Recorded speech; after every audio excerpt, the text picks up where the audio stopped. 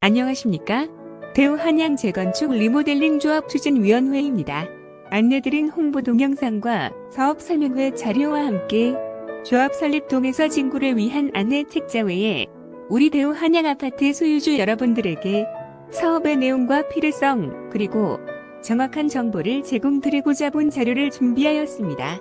설명드릴 내용은 아파트 주거 환경 개선을 위한 재건축과 리모델링에 대한 이해를 돕기 위한 자료로서 소유주 여러분 중에는 이 분야의 전문가들도 계시겠으나 이 분야에 대하여 전혀 모르시는 분들을 위한 자료이므로 일반인들이 쉽게 이해하실 수 있도록 가능한 범위 내에서 쉬운 용어를 사용하였습니다. 내용을 검토하시고 좋은 의견들을 많이 내어주십시오. 전체 두 부분으로 나누어진 자료에서 첫 번째는 도시재생 사업에 관하여, 두 번째는 재건축 사업과 리모델링 사업에 관하여 설명드리겠습니다. 도시재생이란 도시를 다시 살리는 것으로 법률적으로는 약칭 도시재생법이라 불리는 2013년 6월 4일 제정된 도시재생 활성화 및 지원에 관한 특별법에 규정이 되어 있으며, 도시재생이란 인구의 감소, 산업구조의 변화, 도시의 무분별한 확장, 주거 환경의 노후화 등으로 쇠퇴하는 도시를 지역 역량의 강화, 새로운 기능의 도입 창출 및 지역 자원의 활용을 통하여 경제적, 사회적, 물리적, 환경적으로 활성화시키는 것을 말하고 있습니다. 이와 같은 도시재생 사업은 국가 차원이나 지방자치단체가 추진하거나 또는 주민 제안에 따라 추진되는 도시환경정비 사업 외에 재개발, 재건축 사업과 함께 많은 도시재생 사업이 있으며 리모델링을 규제하는 주택법에 의한 주택조합 사업을 포함하고 있습니다. 이와 같은 도시정비 사업은 도시 환경을 개선하고 주거 생활의 질을 높이기 위하여 2003년 7월 제정된 도시 및 주거환경정비법, 약칭 도정법에 근거하여 규제를 받는데 여러 차례의 개정을 거쳐 현재는 공공재개발을 포함한 재개발 사업과 공공재건축을 포함한 재건축 사업 및 주거환경 개선 사업의 세 부분으로 구분됩니다. 이에 따라 가장 넓은 의미의 도시재생 사업의 목적은 낡고 오래된 기존 도시를 철거하고 새로운 기능을 창출하는 경제사회적, 물리환경적 재생을 뜻하며, 가장 좁은 의미의 리모델링 사업은 증축, 개축, 대수선에 의한 기능 향상 및 주거 환경적 재생을 뜻합니다. 이중 주거 환경의 개선을 위한 방법으로는 재개발, 재건축 및 리모델링의 방법이 있습니다. 첫 번째, 흔히 도정법이라 불리는 도시 및 주거 환경 정비법에 의하여 재개발 구역 안에서 주택뿐만 아니라 도시경관지하철을 재정비하는 재개발 조합, 지자체 토지주택공사에서 시행하는 재개발 사업이 있으며, 두 번째로는 도시 및 주거환경정비법에 의하여 설립된 재건축 조합이 기존의 낡은 주택을 허물고 그 대지 위에 주택을 새로 짓는 재건축 사업이 있습니다. 끝으로 낡고 불편한 건축물을 증축, 개축, 대수선하여 건물의 효능성을 높이는 주택법에 근거한 리모델링 사업이 있습니다. 이 세 가지 방법 중 공동주택단지 자체의 뜻으로 할 수 있는 방안은 재건축 사업과 리모델링 사업이 있으며 그 사업 진행 절차를 비교하여 보겠습니다. 재건축의 경우는 추진위원회 설립에 50%의 주민동의가 필요하며 조합 설립을 위해서는 75%가 동의하여야 설립될 수 있습니다. 이에 비하여 리모델링의 경우는 추진위원회는 법적 구속력이 없는 임의단체이어서 설립에 제한이 없으며 조합 설립 시에도 주민 동의율이 3분의 2의 찬성, 즉 67%의 동의율이 되면 조합을 설립할 수 있습니다. 또한 리모델링은 주택법의 제약을 받으나 재건축은 도정법을 근거로 추진하여야 하기 때문에 이후 사업 진행에서 재개발이 보다 규정이 엄격하여 리모델링은 5년에서 7년 정도의 시간이 소요되나 재건축은 10년에서 15년 정도가 소요되어 재건축과 비교하여 50% 정도의 사업 속도가 빠릅니다.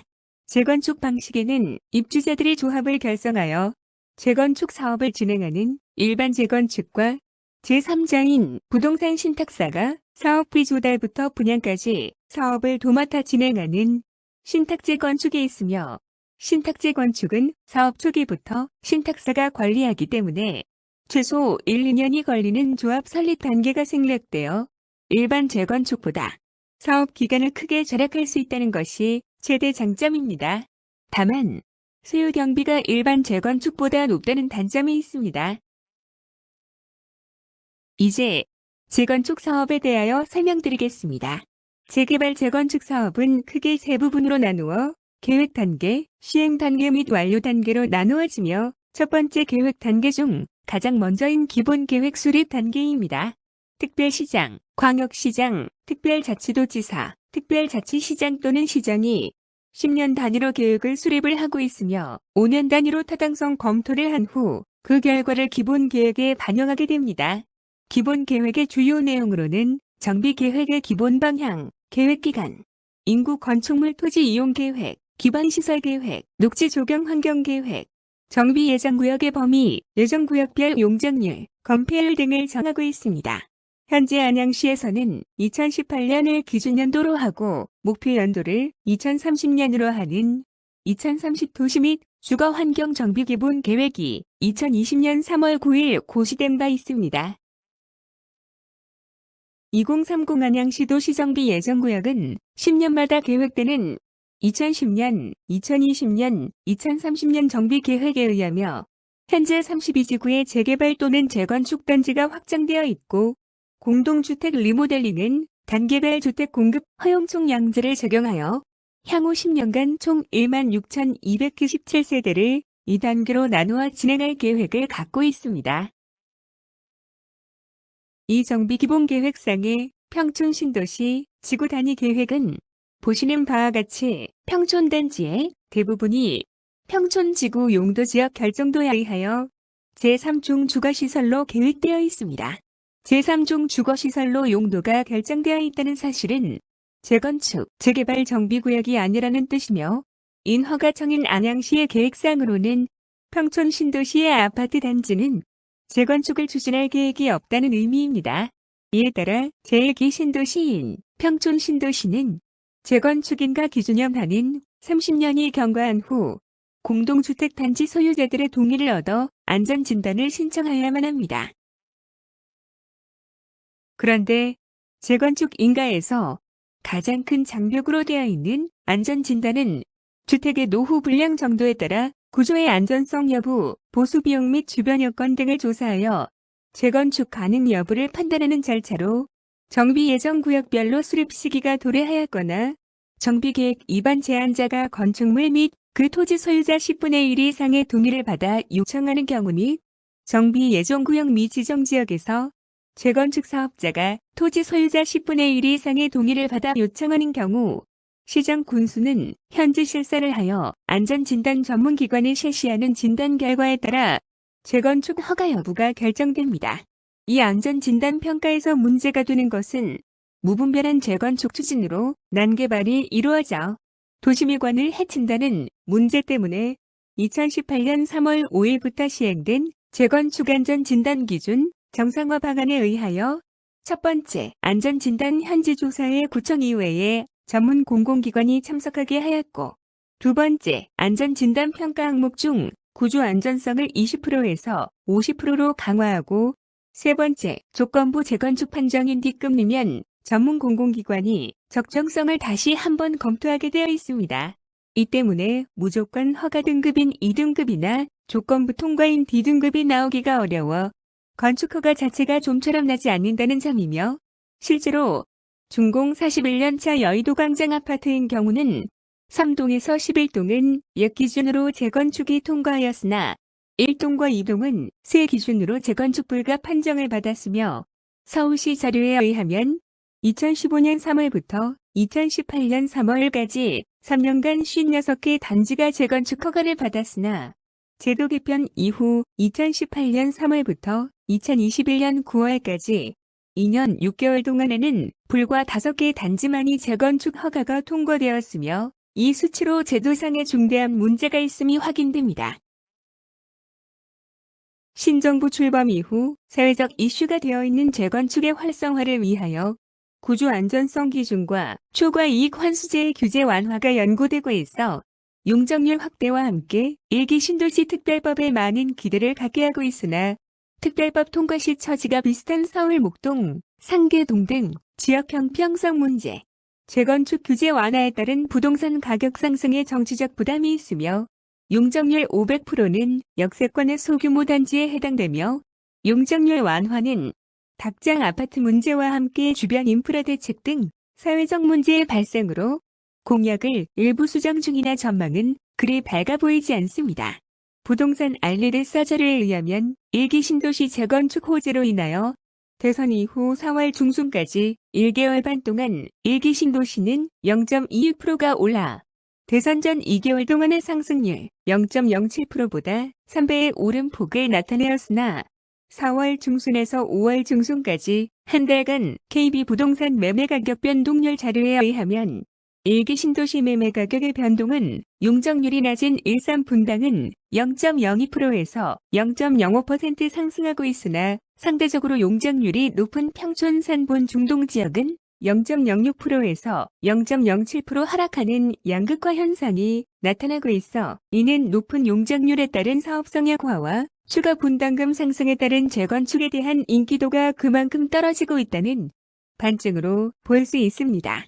현재 정부의 정책 기조를 볼 때 안전진단 기준을 완화는 하되 완전 면제하기는 어려운 것이 현실이며 또한 안전진단 기준에서 구조 안전성 평가 기준을 50%에서 30%로 낮춘다 하여도 또 다른 문제가 발생합니다. 즉, 규제가 완화된다고 하니 모두들 좋은 뜻으로만 해석하시는데요. 내용을 알고 보면 그렇지 않습니다. 구조 안전성에서 완화된 20% 평가 점수는 어떻게 될까요?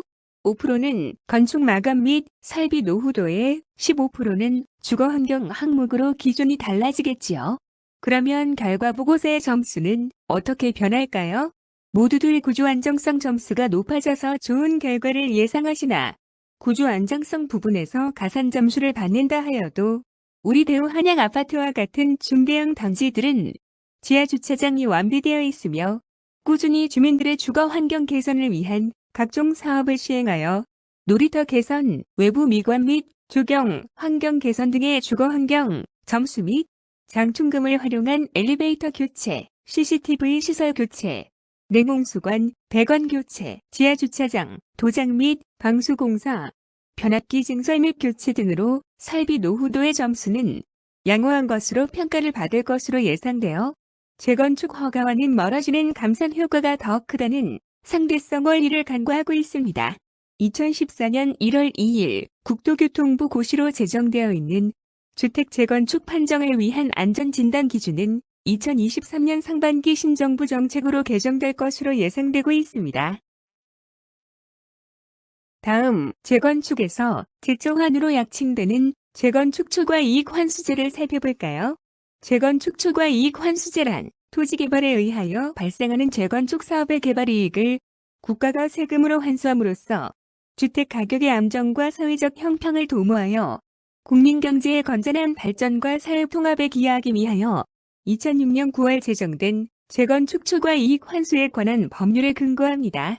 2012년에서 2017년까지 유예되었다가 2018년 부활되었으며 재건축 단지들이 동법률의 일부 조항이 위헌이라고 헌법 소원을 제기하였으나 2019년 말 헌재가 합헌 결정을 내리면서 현재에 이르고 있습니다.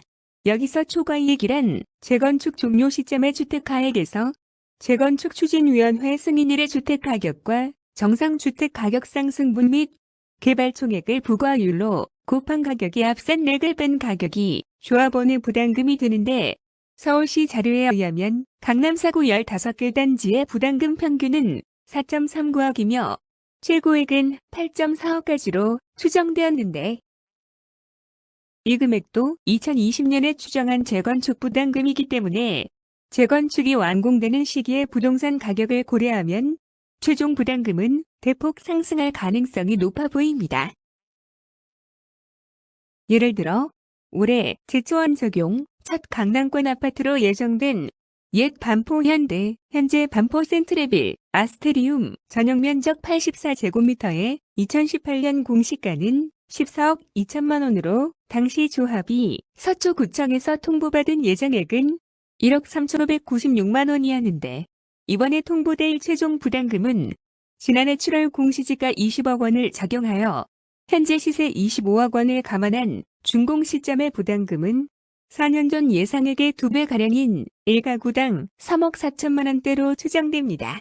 이러한 문제점을 해결하기 위하여 신정부에서는 부담금 기준의 완화와 부과 유린화, 개발 비용의 항목 확대, 1주택 장기 보유자의 세금 감면 등을 2022년 하반기 관련법 개정과 함께 신도시 특별법 제정을 추진하고 있으나 여소야대의 정치 상황에서 기대만큼의 좋은 결과를 가져오기는 어려울 것으로 전망됩니다.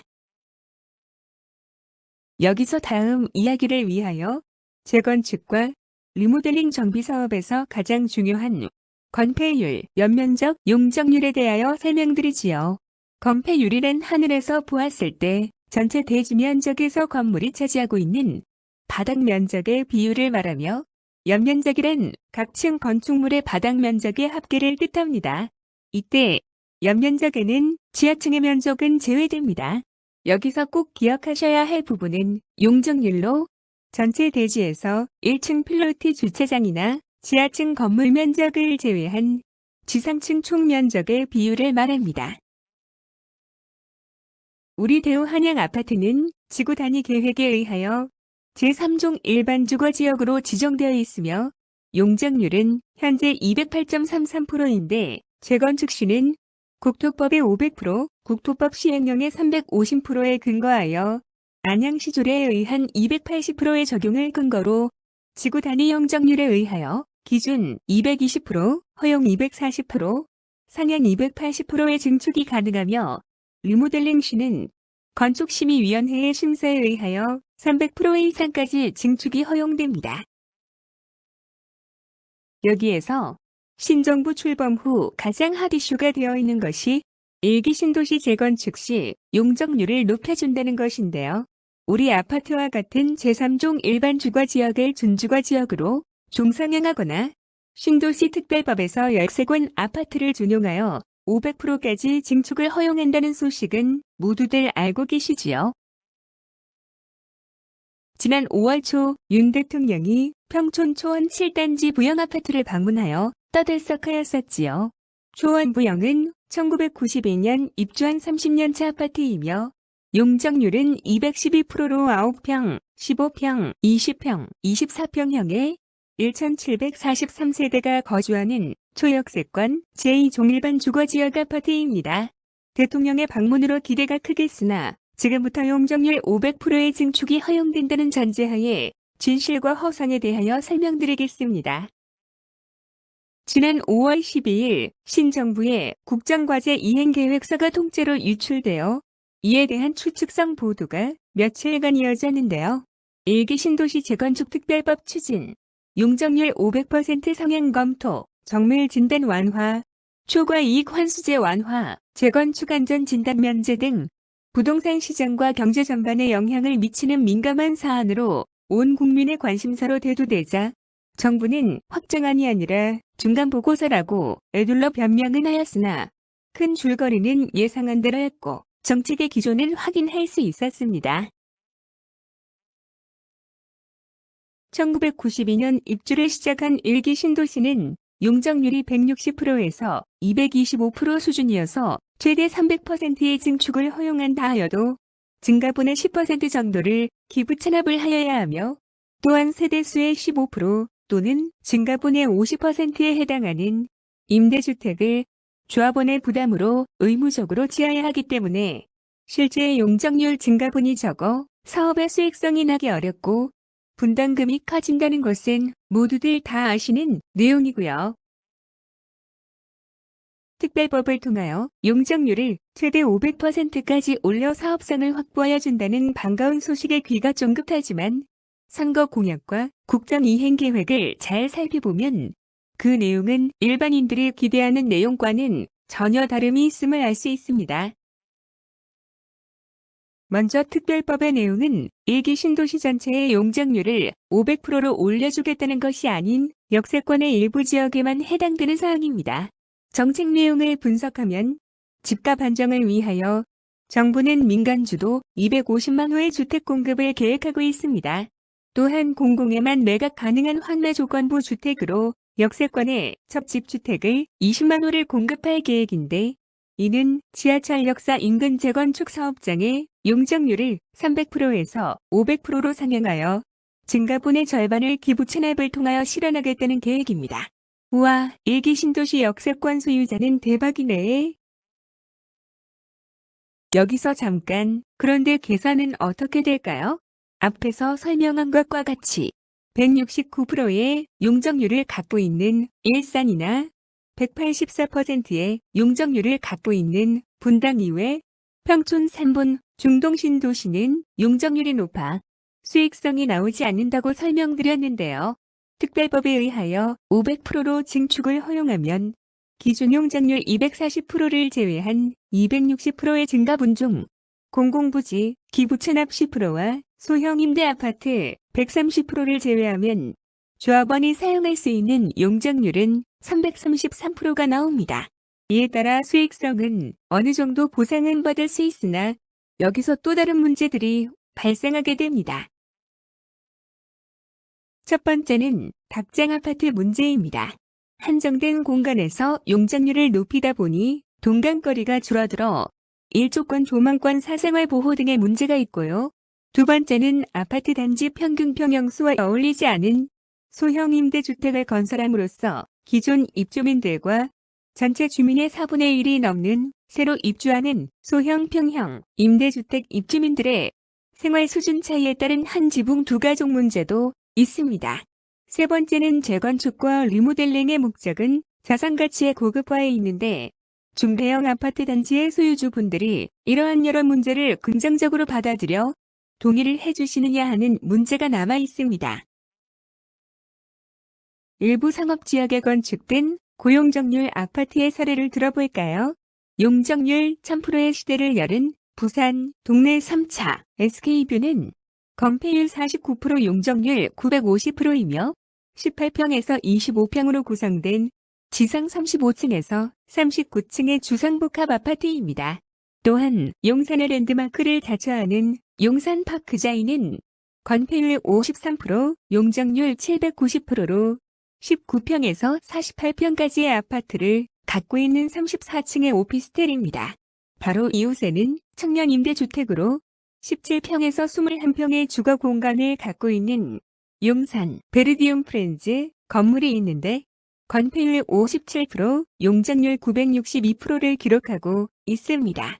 이와 같은 용적률 완화 정책은 주택 재건축 판단을 위한 안전 진단 기준인 구시를 개정하면 가능하며 2023년 상반기에 추진될 것으로 보이는데, 중대형 아파트 단지의 경우는 용적률 최대 350%, 높일 제한은 최대 30층 정도로 예상됩니다. 용적률 500%, 1000%, 말로는 그럴듯한데요. 닭장 아파트의 문제점을 여러분들이 받아주시겠습니까? 또한 주거지역은 교육 문제, 생활환경, 공동생활 등을 고려해야 하기 때문에 관련 법령의 제약 요소가 많으며 다른 지역과 형평성 문제도 있어 일기 신도시 모두의 용적률을 일률적으로 올릴 수는 없으며, 더욱 언론이나 정치권의 이야기가 모두 이루어지거나 여러분들의 수익을 보장하여 주지는 않는다는 사실을 새겨두셔야만 합니다. 다음은 재건축에서 원상이 자자하여 가장 제도 개선을 요구하는 분양가 상한제 부분입니다. 분양가 상한제란 재건축에서 일반 분양 시 분양가를 낮추어 실소유자의 경제적 부담을 낮추고 시장의 안정화를 가져오기 위하여 공동주택 분양 가격의 산정 등에 관한 규칙에 근거하여 시행되는 제도입니다. 분양가 상한제가 적용되면 재건축의 일반 분양 가격이 인근 지역 주택 매매 가격의 80% 수준으로 동결되고, 거주 의무 기간의 적용을 받아 재건축 사업성에 치명적인 요소로 작용하여 불만이 가장 많은 부분이지요. 현재 분양가 상한제 적용 지역은 집값 상승 선도 지역인 서울의 13개 구, 경기의 3개 시 13개 개동 및 서울의 개발 추진 지역 5개 구 37개 동이며, 다행히도 평촌 지역은 이에 해당하지는 않으나 집값 상승 시 언제라도 적용될 수 있는 후보 지역입니다. 분양가 상한제의 완화는 강화된 담보 인정 비율 LTV의 완화와 함께 올해 하반기 공동주택 분양 가격의 산정 등에 관한 규칙이 개정될 것으로 예상됩니다.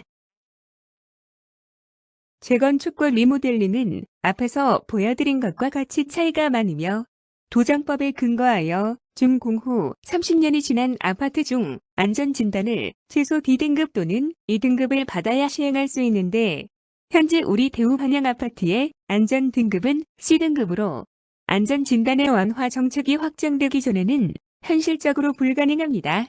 또한 안전진단이 완화되어 재건축이 가능하더라도 5개 신도시 중 가장 재건축 허가에 박하다고 소문난 안양시가 용적률 완화 정책을 양보하여 법적 용적률 상한선인 300%의 증축을 허용한다 하여도 기존 240%에서 증가하는 60%의 절반인 30%는 의무적으로 조합원들의 돈으로 임대주택을 지어줘야 하며 약 10%에 해당하는 공공부지 기부 체납을 한 후 실질적으로 35%의 용적률이 증가되는 혜택을 받는데 나중 종호 자산에서 초과 이익 환수에 의하여 세대당 이익금이 3천만 원에서는 10%, 1억 원 이상에서는 50%의 이익을 환수하게 되며 더욱 조합 설립 이후에는 조합원의 자격이 승계될 수 없어 주택을 매매할 수 없는 것이 현실이어서 현행 제도가 다소 완화되더라도 사업성 실현에는 어려움이 많을 것으로 예상됩니다. 다음은 재건축 정비 사업의 대안으로 떠오른 리모델링 사업과 재건축 사업의 원가 계산을 비교하여 보겠습니다. 예를 들어 20평 아파트를 2억에 매입하였다고 하면 매입 원가는 평당 1천만 원이고 평당 600만 원의 건축비를 들여 사업을 진행한다고 가정하였을 때 재건축에서는 공사비용과 부대비용을 더하여 신축원가는 1,780만 원으로 계산됩니다. 리모델링의 경우를 계산하면 8호형 이하는 40%의 평당 면적이 증가하여 16%의 할인 효과를 8호형 초과에서는 30%의 평당 면적이 증가하여 13%의 할인 효과를 얻을 수 있습니다. 이에 따라 신도시 30여 개 단지를 샘플로 시뮬레이션을 하여 본 결과 신도시 1기 리모델링인 경우는 11%에서 28%의 원가 할인 효과를 볼 수 있으며 평당가가 높을수록 소형 평형일수록 할인 폭이 커지는데 단순 수치로 재건축과 리모델링 사업의 원가 계산을 비교할 때 리모델링 시는 국가에서 15에서 25%의 땅을 국민에게 기부해주는 효과가 발생하여 경제적 이익을 얻을 수 있다는 장점이 있습니다. 앞에서 설명드린 재건축과의 비교를 위하여 리모델링에 대하여 간단히 설명드리지요. 리모델링은 15년이 경과된 이후에는 안전진단 B등급 또는 C등급일 때 추진될 수 있으며 조합원 소유권을 매수한 자는 언제든지 매매가 가능하고 기본 용적률을 초과하여 빠른 사업 추진과 함께 5년에서 7년이면 입주가 가능하여 대부분의 아파트 단지가 이 방법을 선호하고 있습니다. 다만 리모델링의 단점인 층 고전화, 별동 증축에 따른 동간 거리 및 각 세대 평면 디자인 문제가 있으나 현재에는 설계 기법과 건축 기술의 향상으로 과거와 달리 많은 부분이 개선되고 있습니다. 또한 중대형 평형의 장점인 3베이, 퍼베이 평면 구성으로 요즘 트렌드 아파트와 동일한 평면 구성을 할 수 있다는 것입니다. 이에 따라 현재로서는 재건축의 대안으로 유일한 방법이라 생각됩니다. 정비 사업의 빠른 진행이라는 장점에도 불구하고 리모델링 사업에도 문제점은 많습니다. 리모델링 시 가장 큰 문제가 되는 것이 재건축과 같이 모든 건물을 허물고 새로운 공간 배치를 하는 것이 아니므로 단지의 재배치가 불가능하며 내력벽 철거 금지 및 수평 증축으로 인한 구조 변경이 제한적입니다. 또한 높은 건폐율로 건물의 쾌적성이 떨어지고 신뢰가 어려울 수 있는 문제점. 스프링클러의 설치 한계로 인한 층고 저하, 옛날에 시공된 아파트로 인해 바닥 두께가 얇아 발생할 수 있는 층간 소음 문제 및 수익성이 떨어져서 분담금이 증가될 수 있는 등의 문제가 있습니다. 그러나 이러한 문제점들은 건축공법과 건축기술의 획기적인 발전 및 30여 년간 시공에서 확인된 문제점 보완을 위한 다각적인 노력, 각 평형별 맞춤형 디자인과 특화된 설계 디자인 및 특허 기술로 인증된 특수공법의 적용으로 많은 부분을 해결하고 있으며 층고는 우물형 천장으로 소음은 각 시공사별 특허 기술에 의한 흡음재 사용 등으로 많은 문제점들이 해결되고 있습니다.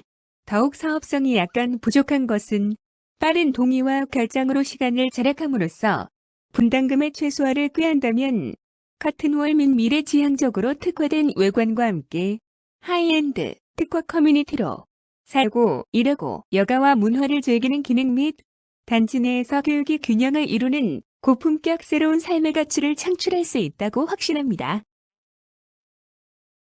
앞에서 설명드린 바와 같이 재건축 사업은 장점도 많으나 여러 가지 어려운 문제가 많아 실제 추진하기에는 어려움이 많습니다.